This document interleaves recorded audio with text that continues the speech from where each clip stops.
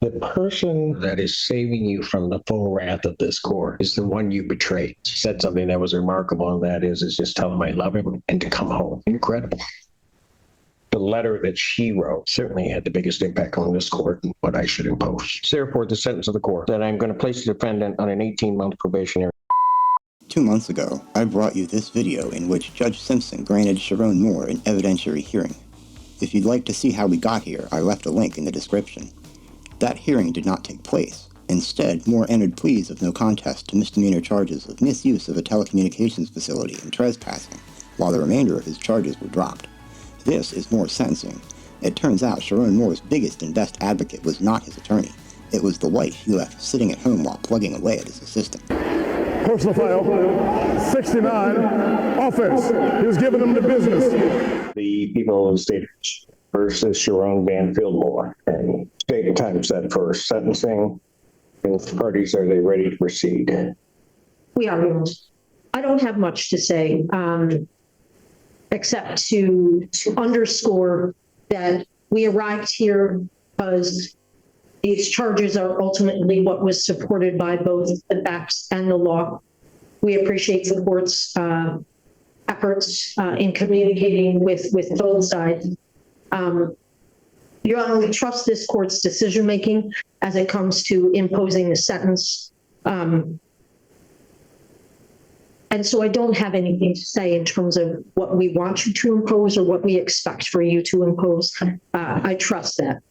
I do, however, feel that I would be remiss in my duty if I did not underscore for the court and for the record that there was a young woman that was deeply impacted by the defendant's choices on December 10th of last year.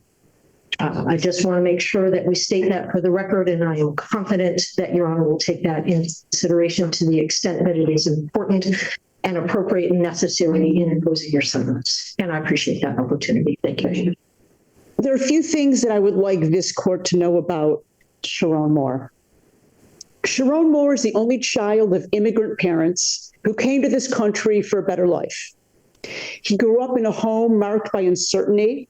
His father, an Air Force serviceman, was deployed overseas for long stretches, leaving his mother to carry all the responsibilities at home. That shaped him. It taught him resilience, responsibility, and the importance of family.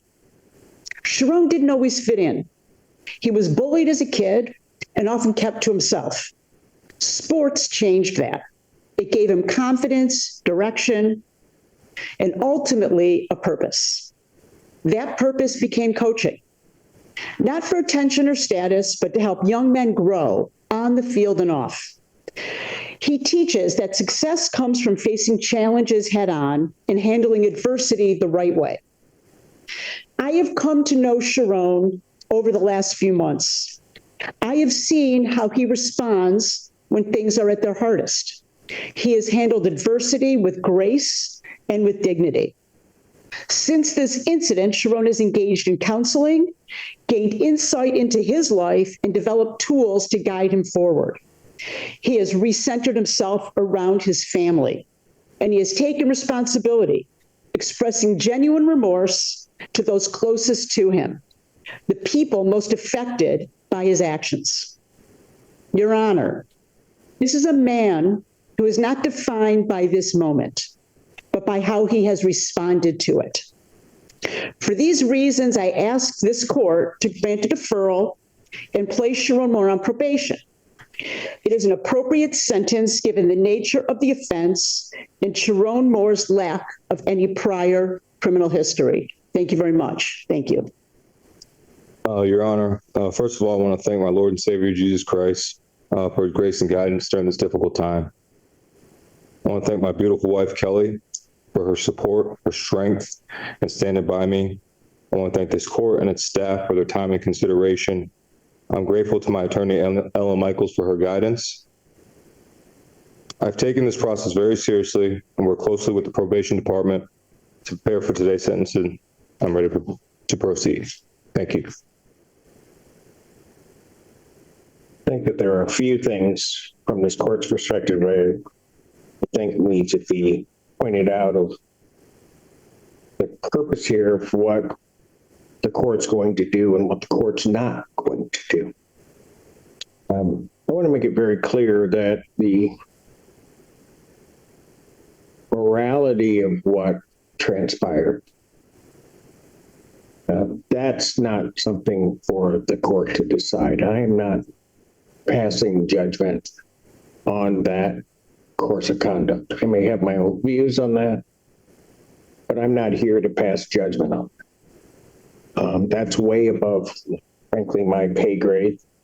At some point regarding the conduct that is not before this court, the morality of it and the like, going to ultimately be left to this defendant and his God to make that determination, as well as the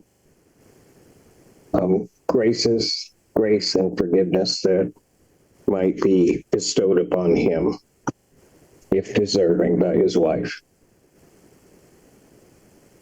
What the court is also not doing, and what is not my role here, not part of my bailiwick, but seems to have been so pervasive in this case, is to put a thumb on the scale of what might be future litigation involving the University of Michigan. That is not the world or realm I'm operating in at this particular point in time, and not part of this judgment and what I end up with. The facts as they knew them supported the filing of the charges. But I want to make it clear that when the charges were filed, they were appropriate. But as with any case, as more facts become known and as more things happen, the facts and the analysis change. They had filed these three charges with the belief that on the 8th of December, 2025, that Ms. Shiver had informed Mr. Moore that some way that she no longer wanted contact. Now, with that, certainly they may be able to proceed with, if there's attempted contact or other things that then occur by Mr. Moore's conduct, the people may have been able to proceed with a stalking charge. But as it was presented to them, and they ultimately presented to the prosecutor, on the 8th of December, Shiver had indicated in her own words to them at 6:10 a.m., had told him that there wasn't going to be any more contact. And then any contact or attempted contacts, anything along those lines, would then potentially constitute a stalking charge. When the police department asked for Ms. Shriver's phone, and I'm not saying that this is Ms. Shriver because she didn't have possession of her phone, they wanted the call logs, they never got them. And there may have been a reason for that, I don't know, but they never got the call logs for the phone.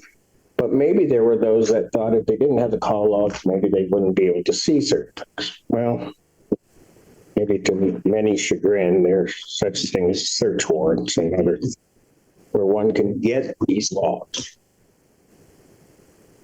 And I go back to the 8th, because again, I want to explain why the people did what they did. The 8th at 6:10, 6 a.m., there is supposedly this communication to Mr. Moore that he should no longer have any contact. Problem was that could not have been true. And the reason it couldn't have been true, and what the people saw, is that after a call on the 7th, approximately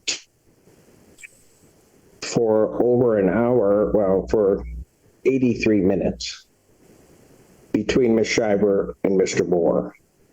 After that call, when it gets to the 8th, and remember, it's 6 a.m. is what the people are told. There was a call at 2:49 p.m. connected for 7 between Mr. Moore and Ms. Shiver. There was then an additional call at 3:29 p.m. that connected for 4 minutes between Mr. Moore and Ms. Shiver.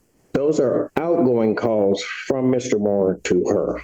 At 3:41 p.m. on that date, there is an incoming call from her to him for 11 minutes. There is then at 7:41 p.m. an outgoing call for 27 minutes from Mr. Moore to Ms. Sherrone. Here's what the people realize. The very foundation of the stalking charge, which would have been the telling not to contact me on the 8th, there is no call on the 8th. But the very foundation, it couldn't have happened. Bottom line, by necessity then, the stalking charge would fail. If the stalking charge fails, it being the predicate for the felony also had to fail.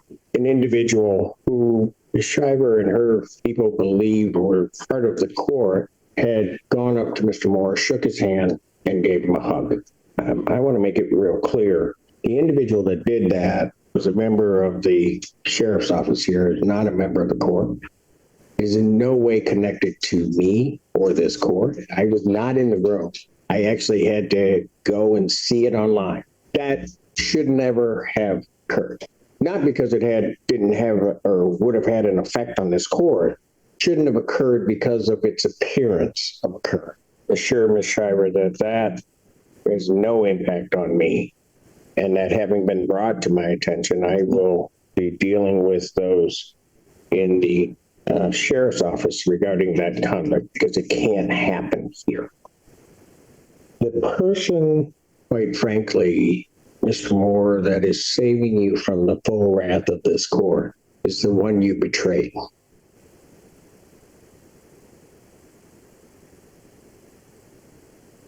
I don't know where your wife, Kelly, finds her strength when all of the circumstances are happening and she's absorbing them in real time. She not once loses her focus. She not once bats an eye to sort of doubt you. She not once wants something terrible to happen.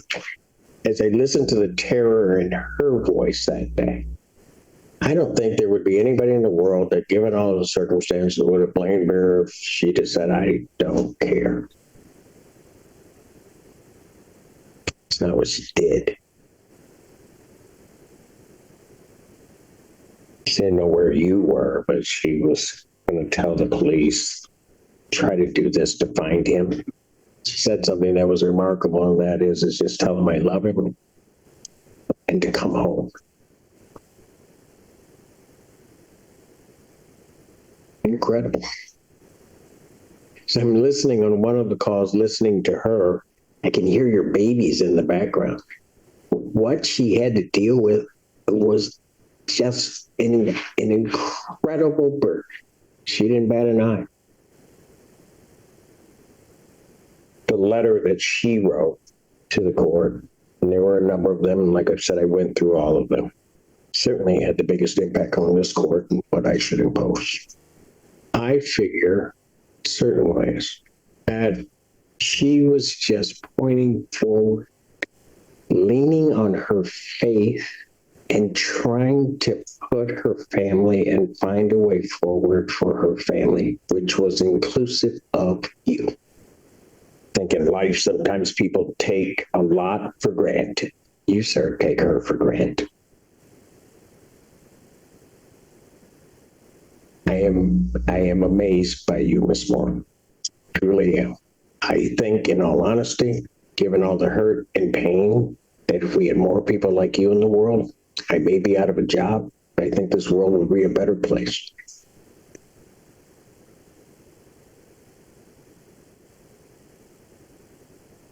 Therefore, the sentence of the court as to count 4, that I'm going to place the defendant on an 18-month probationary term, months under the prosecutor deferred sentence. You are to pay $555 fines and court costs. We will take those court costs out of the bond. You are to pay $540 probation oversight fees. Those will also be taken from the bond. You are to have no contact with Paige Shiver, directly or indirectly, to any third parties. You are not to refer to her on the internet. You are not to communicate her using any electronic device. Am I clear on that, sir? I will order 180 days in jail, credit for the 3 days you served. The balance is suspended. As to count 5, the trespassing, I will also place you on 18 months probationary term, 18 months under the prosecutor's deferred sentence. You're to pay $250 fines and costs. That will be taken out of the bond. I will order 30 days in jail, credit for 3 days. The balance is suspended. To the people, is there anything else from the people? No, Your Honor, thank you. Anything else from the defense? No, Your Honor. All right. Thank you very much. Good luck, everyone. Court stands in recess. All rise.